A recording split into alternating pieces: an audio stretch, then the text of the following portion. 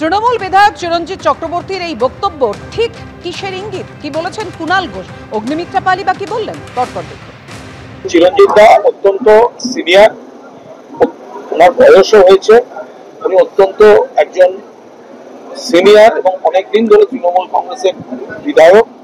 ফলে এটা সম্পূর্ণ ওনার এবং পার্টির বিষয়। এর সঙ্গে এইটুকু আমি জানি, কোনো ক্ষোভ বিক্ষোভের মিনিমাম সম্পর্ক নেই। ডাক্তার কাকলি ঘোষ দিদির বা আমাদের চিরঞ্জিত বাবুর মধ্যে কি কথোপকথন, কে কার বিষয়ে বলছে, আমরা খুব একটা ইন্টারেস্টেড নই, নাই আমাদের সময় আছে। 26-এ আমাদের সরকার আসছে, ভারতীয় জনতা পার্টির সরকার, এবং পশ্চিমবঙ্গের 10 কোটি মানুষ যাতে বাড়ি পায়, বাথরুম পায়, জল পায়, সব থেকে ইম্পর্টেন্ট চাকরি পায়, মহিলারা যাতে সুরক্ষা পায়, রাত্রি 12টার পর যেন আমরা বেরোতে পারি, আমরা সেটা নিয়ে বেশি চিন্তিত। কে কি বলছে, তৃণমূলের গোষ্ঠীকুন্দল কে কাকে খুন করে নিচ্ছে, কে কোন সিন্ডিকেট চালাবে, এটা নিয়ে আমরা ইন্টারেস্টেড নই। কাকলির কম ভোট, আক্ষেপ চিরঞ্জিতের। চিরঞ্জিত কেন এই আক্ষেপ করছেন? কেন বলছেন কম ভোট পাচ্ছেন কাকলি ঘোষ দস্তিদার?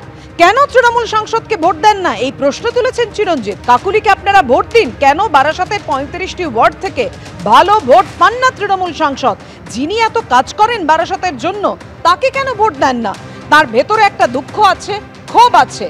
চিরঞ্জিত চক্রবর্তী তিনি আক্ষেপ করছেন, আমি কিছুই করি না, তাতেও আমি কাকলিদির থেকে বেশি ভোট পাই। এ এক মজার ব্যাপার। কেন এমনটা হয় জানা নেই। 15 বছর হতে চললো, আমি এখনো রাজনীতিটাই বুঝি না। মন্তব্য তৃণমূল বিধায়কের।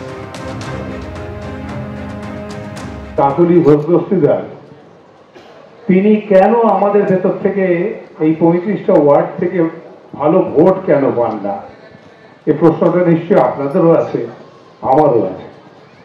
আমাদের সবাই মনে করি যে যিনি এত কাজ করেন বারাসাতের জন্য, যিনি এত উপস্থিতি দেন আপনাদের সঙ্গে, যিনি এতদিন ধরে পলিটিক্যালি সমস্ত ভারতবর্ষকে সার্ভ করছেন, তিনি একজন এমপি হিসেবে, তিনি বহু সময় স্পিকারের চেয়ারে বসেন, তাকে বসতে দেওয়া হয়, একমাত্র উনিই বসেন। এরকম একজন বিশিষ্ট বিদগ্ধ একজন নারী, তিনি এখানে আমাদের বারাসাত কেন তাকে ভোট দেয় না? বিশেষ করে কেন এখানে কম হয় ভোটটা, আমি বুঝতে পারছি না। তার একটা ভেতরে দুঃখ আছে, আমারও সেই দুঃখটা আছে, ক্ষোভটা আছে।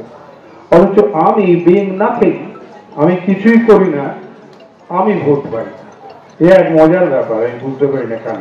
আমি বলেছেন পলিটিক্সটা আমি একদম জানি না, বুঝি না, সেটা খায় না, মাথায় দেয়, তাই আমি বুঝতে পারি না। তো উনি বললেন আমার সঙ্গে থাকুন, দেখবেন আস্তে আস্তে শিখে যাবেন, বুঝতে পারবেন। কিন্তু সত্যি কথা বলছি, প্রায় 15 বছর হতে চললো, আমি এখনো কিন্তু পলিটিক্সটা খুব একটা বুঝতে পারি।